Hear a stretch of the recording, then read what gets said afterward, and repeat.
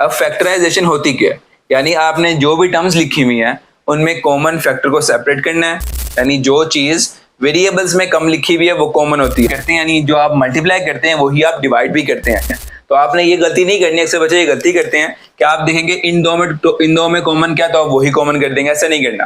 यहाँ आपने क्या देखा, अगर जहां पर कुछ नहीं बचेगा तो वहां पर 1 आ जाएगा कॉमन करने के बाद। अस्सलामुअलैकुम स्टूडेंट्स, उम्मीद है आप सब खैरियत से होंगे। आज का लेक्चर हम स्टार्ट करेंगे न्यू चैप्टर मैथमेटिक्स की बुक का, जिसका नाम है फैक्टराइजेशन, चैप्टर नंबर 4, एक्सरसाइज 4.1। अब फैक्टराइजेशन होती क्या है? यानी आपने जो भी टर्म्स लिखी हुई हैं उनमें कॉमन फैक्टर को सेपरेट करना है या आपने प्लस माइनस को मल्टीप्लाई में कन्वर्ट करना है।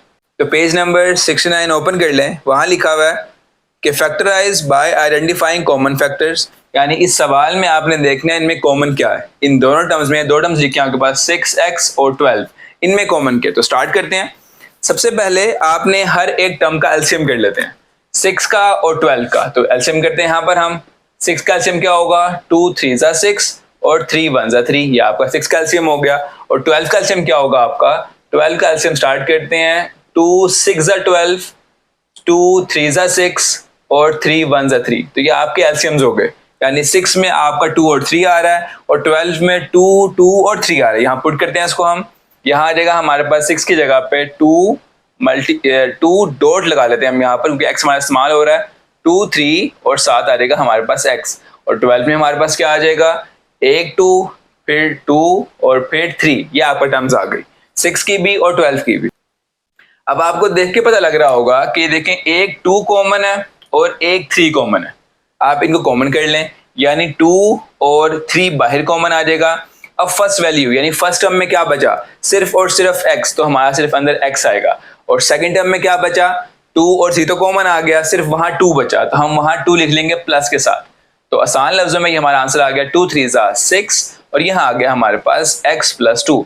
ये आप सिंपल टेबल्स पे भी कर सकते हैं। हमने पूरा एलसीएम किया है, आप डायरेक्ट टेबल पे कर सकते हैं। आप देखिए कौन सा टेबल कॉमन हो रहा है, वहां फैक्टराइजेशन कर देंगे उसकी। अब सेकंड सवाल करते हैं। सेकंड सवाल भी तकरीबन ऐसा ही है। उसमें भी हमने क्या करना है, फैक्टर्स करने हैं, कॉमन फैक्टर्स निकालने हैं। आप फिर वही 15 का एलसीएम करेंगे, 20 का एलसीएम करेंगे। स्टार्ट करते हैं। 15 का एलसीएम क्या होता है, यहाँ देख लें, 3 5 ज़ा 15, 5 1 ज़ा 5। यानी एलसीएम के लिए सबसे पहले आपके टेबल की बेस अच्छी होनी चाहिए। फिर 20 चेक करते हैं। 20 का एलसीएम क्या होगा आपका, 20 का होगा 4 5 ज़ा 20 और 5 1 ज़ा 5। ये सिंपल हमने कर लिया। तो यानी हमारा 3 5 और 4 5 आ रहा है। यहाँ पुट कर लेते हैं हम। यहाँ आ जाएगा 3 फिर 5 और फिर y, यानी ये 2 y थे, हमने इन दोनों को भी ओपन कर दिया। फिर यहाँ पर क्या आएगा, 4 फिर 5 और फिर सिर्फ एक y। तो आपको देख के लग रहा होगा पता कि यानी 5 कॉमन है और एक y कॉमन है। यहाँ मार्क कर देता हूँ मैं इसको, यानी आपका एक 5 कॉमन है और आपका y कॉमन है। तो देखें आप बाहर क्या आ जाएगा, बाहर आएगा सिर्फ 5 और y। अंदर क्या बचेगा आपके पास, फर्स्ट वाली वैल्यू में यानी फर्स्ट टर्म में एक 3 बच गया और एक y बच गया। तो यहाँ लिखूंगा 3 और y। और लास्ट टर्म में आपके पास 5y तो कॉमन चले गए, सिर्फ आपका बचा 4। तो यहाँ आ जाएगा प्लस और 4 और आपका ये आंसर है। अब थर्ड सवाल पढ़ते हैं। थर्ड सवाल में साइंस भी आ गए हैं और थर्ड सवाल में वेरिएबल x आ गया, स्केयर और x आ गया सिंपल। तो आप देखें सबसे पहले इनका वही काम हम एलसीएम करते हैं। अगर एलसीएम ना भी करें, अगर आपने एलसीएम नहीं करना तो आपने ये गौर करना है कि जो चीज कम लिखी हुई है, यानी जो चीज वेरिएबल्स में कम लिखी हुई है वो कॉमन होती है, और जो टेबल सेम आ रहा है वो भी कॉमन होता है। तो आप यहाँ गौर करें, इसके पास 2x है, इसके पास 1x है, तो कम कौन सा है, 1x। तो 1x आपका कॉमन हो जाएगा। उसके बाद एक और चीज, दोनों के पास माइनस है तो माइनस भी कॉमन हो जाएगा। और एक और, अब टेबल भी तो है, यहाँ 3 है यहाँ 12 है, तो 3 के टेबल में 12 आता है, बिल्कुल आता है 4 ज़ा, तो 3 भी कॉमन हो जाएगा आपका। अब ब्रैकेट्स में लिखते हैं। अब फर्स्ट टर्म में क्या बचा, माइनस तो कॉमन हो गया, माइनस तो नहीं आएगा। उसके बाद 3 के टेबल में 12 कहाँ पर आता है, 3 4 12, तो 4 आ जाएगा। उसके बाद यहाँ पर 2x से 1x आपने कॉमन कर लिया है, तो फिर क्या आएगा, सिंगल 1x आ जाएगा आपके पास। फिर माइनस कॉमन किया था तो ये क्या हो जाएगा, माइनस माइनस प्लस, तो ये प्लस हो जाएगा। और यहाँ पर तो कुछ बचा ही नहीं, अब यहाँ क्या आएगा, 0 नहीं। जहां कुछ नहीं बचता कॉमन करने के बाद तो वहां बचता है आपके पास 1 सिंपली। यहाँ आपने क्या देखा, अगर जहां पर कुछ नहीं बचेगा तो वहां पर 1 आ जाएगा कॉमन करने के बाद।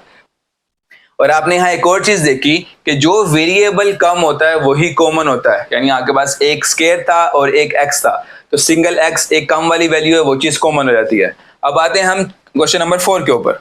अब यहाँ देखें आपके पास यहाँ 4, अब यहाँ दो दो वेरिएबल्स आ गए आपके पास, a भी आ गया b भी आ गई है, वहां सब में एक एक वेरिएबल था, यहाँ y था, यहाँ x था और वहां पर भी सिर्फ x था। इसको हम ओपन करते हैं। सबसे पहले लिखूंगा 4, फिर लिखूंगा a क्योंकि 2 a है, 2 दफा लिखा, फिर लिखूंगा b और सेम इसी तरह 4 के टेबल में 8 कहां पर आता है, 4 2 8, तो यहाँ आ जाएगा 4 फिर 2 फिर a और फिर आ जाएगा हमारे पास 2 दफा b।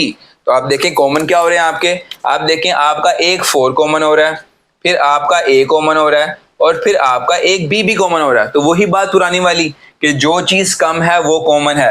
यहाँ पर a2 है, यहाँ पर a1 है तो 1a कॉमन होगा। सेम इसी तरह यहाँ b2 है, यहाँ b1 है तो 1b कॉमन होगा। और सेम इसी तरह कि 4 और 4 यानी 4 के लेवल में 8 आता है तो 4 ही कॉमन होगा। कॉमन करते हैं हम, यहाँ पर कॉमन आपका आएगा 4, फिर आएगा a और फिर आएगा b, ब्रैकेट्स लगाते हैं। अब फर्स्ट टर्म यानी ये वाली टर्म, इसमें क्या बचा आपका 4ab कॉमन चला गया, सिर्फ क्या बचा जो मार्क नहीं हुआ वो a है, वो a बचेगा आपका। उसके बाद सेंटर में प्लस आ जाएगा। इस टर्म में आपके पास 4 भी कॉमन चला गया, a भी चला गया और b भी चला गया। तो देखिए आपके पास ये 2 बचा और ये b बचा, तो आपका आंसर आ जाएगा 2 और b। ये आपके आंसर्स हो गए। तो यहाँ आपने सीखा बेसिकली कि किस टर्म्स में कैसे सेपरेट करते हैं कॉमन फैक्टर्स को। या तो आप एलसीएम करते हैं या आप वेरिएबल्स को ओपन करते हैं और देखते हैं जो कॉमन है उसको मार्क करते हैं और वो एक दफा बाहर कॉमन ले लेते हैं। अब पार्ट 1 के लास्ट 2 क्वेश्चंस रह गए हैं। पहले सवाल में आपके पास 2 टर्म्स थी, यहाँ पर नया चीज में चेंज किया, यहाँ पर 3 टर्म्स आ गई हैं। तो आपने ये गलती नहीं करनी, अक्सर बच्चे ये गलती करते हैं कि आप देखेंगे इन दो में कॉमन क्या तो आप वही कॉमन कर देंगे। ऐसा नहीं करना, आपने देखना इन तीनों में कॉमन क्या। हम ओपन करते हैं इसको स्टेप बाय स्टेप। तो देखते हैं यहाँ पर लिखेंगे हम x, फिर लिखेंगे डॉट y, सेंटर में माइनस, इसमें क्या आएगा 3 आएगा, फिर 1x और 2x क्योंकि यहाँ पर 2 लिखा हुआ है, x का स्क्वायर लिखा हुआ है, और फिर यहाँ पर क्या आएगा 2 और साथ 1x। तो आपको देख के पता लग रहा है जो कि सिंपली है कि आपके पास यहाँ पर 1x, ये 1x और 1x ही कॉमन है। यानी ये नहीं करना कि यहाँ 2x है तो 2x कॉमन कर लिए, या आपने कहा कि तीनों पे 1x है तो x की क्यूब कॉमन हो गया, ऐसे नहीं है। तो आपने क्या देखना है कि अगर तीनों के पास 1x है तो सिर्फ 1x ही कॉमन होगा। तो कॉमन करते हैं, हमारे पास सिंगल 1x आ जाएगा। उसके बाद क्या होगा first term, step by step देखना है, यानी आपने स्टेप बाय स्टेप पहले फर्स्ट टर्म फिर सेकंड फिर थर्ड देखनी है। फर्स्ट टर्म पे क्या बचा, x कॉमन हो गया, सिर्फ और सिर्फ y बचा। सेकंड टर्म पे एक x कॉमन हुआ सिर्फ, तो आपका क्या बचेगा -3 और 1x बच जाएगा। और लास्ट टर्म का x कॉमन हो गया है तो सिर्फ वहां क्या बचेगा +2।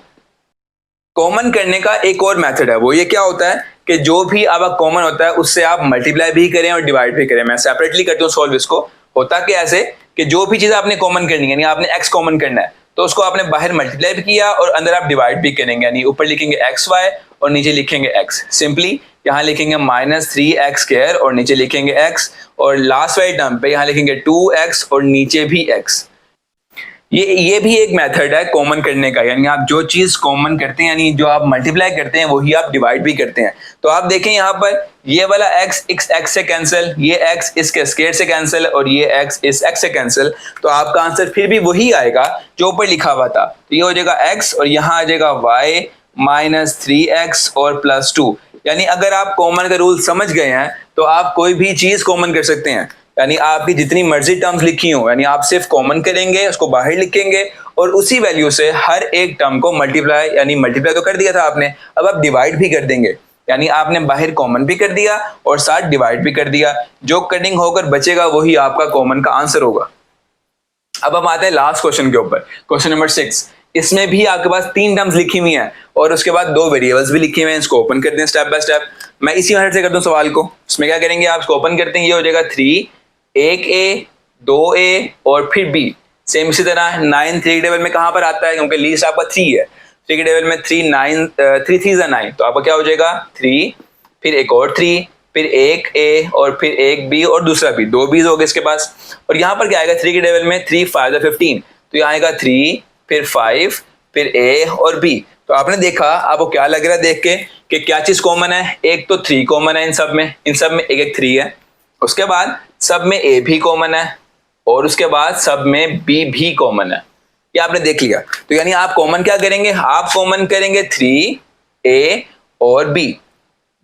उसके बाद फर्स्ट टर्म क्या थी आपकी 3a का स्क्वायर b, सेकंड टर्म क्या थी 9 ए बी का स्क्वायर और लास्ट टर्म क्या आती है 15 ए और बी। अब क्या करेंगे, जो हमने यहाँ किया था, जो चीज कॉमन करेंगे उससे आप डिवाइड भी करेंगे, यानी 3ab से डिवाइड करेंगे हर एक टर्म को।